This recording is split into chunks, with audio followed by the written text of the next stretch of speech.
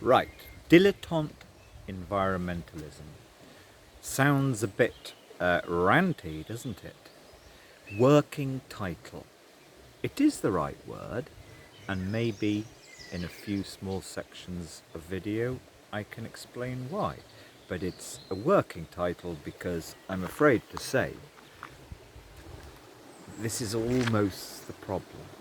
The people one must reach have become frightened of such real words. I can't identify where I am. Behind me is the River Arun, that I can say. There is also a field, you'll see, with a crop in it, pretty close up to the bank. Now, this river, which I'm sitting here, I've spent a lot of time here the last year. I've lived in this area nearly 10 years. I'm downstream of a small town.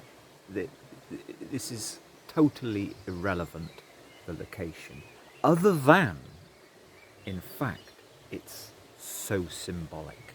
This region, I speak in regions, and a region of about 40 miles radius from here. This region, in fact, I think should be seen as symbolic, litmus, fable, and all those words for many regions throughout the world, because I kind of chronicled for 10 years changes.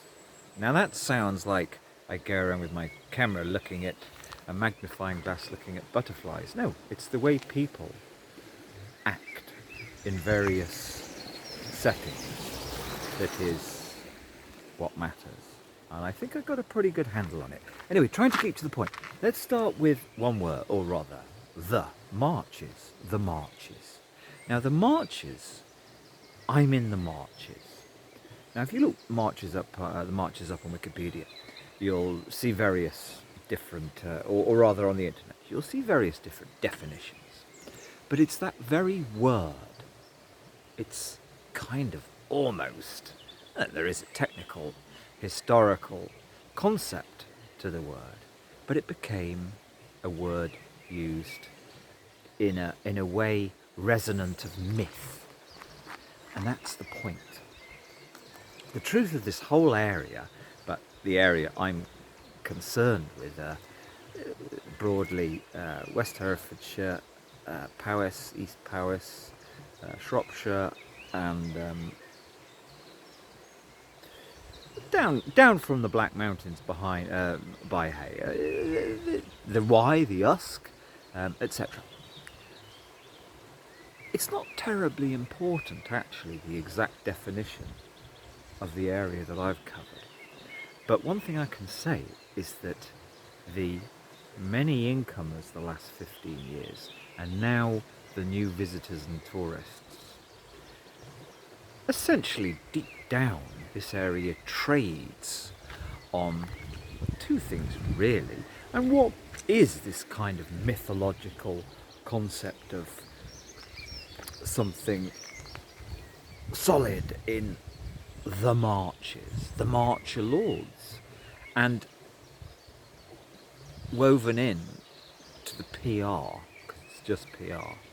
I know no original eccentric people here, and I've lived in the area 27 years, based here. Occasionally I've been elsewhere, but I've lived in all over the world. I'm not a pathetic little homespun yokel. Not that there's anything wrong with being that. Anyway, to the point. Yes, there's a myth that comes up from that word, and then the Welsh, some miles away, they spin in a whole load of other myths. And let's try and get to the point here.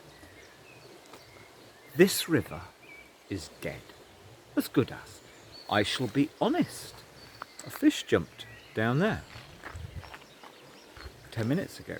But an expert who lives a mile upriver told me a year ago that over 40 years, and he has a stock book where he records what he's found in this river. He lives on the river, and in fact, as an expert angler, told me that 97% of aquatic life, let's talk in terms of anything from a minnow and up, has gone.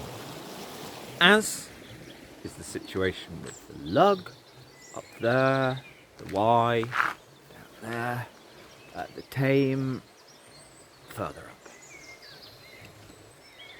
So the other thing that this area has traded on is bucolic loveliness.